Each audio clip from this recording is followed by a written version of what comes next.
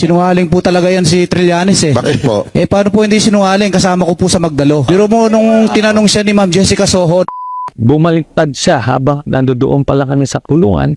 nung time po na yun sa Okud, pinababa po kami ng junior officer niya. Marami po kami pinababa nun. Tapos sinabi niya po na bumaliktad daw kami. Nakulong po ako ng 2 taon. Nalagasan po ako ng 3 rangko na pinaghirapan ko pong spot promotion sa Mindanao yun. Kasi naniwala kami sa kanya. Naghirap po yung pamilya ko nun. Kaya wag niyang sabihin na bumaliktad ako.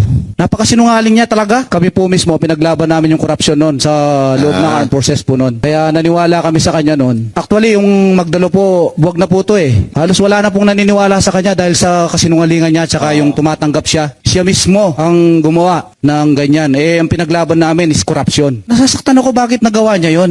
Samantala yung pinaglaban namin korupsyon. Tapos ngayon siya mismo ang gumagawa.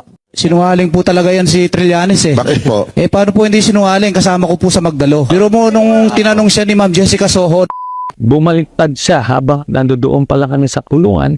nung time po na yun sa Okud, pinababa po kami ng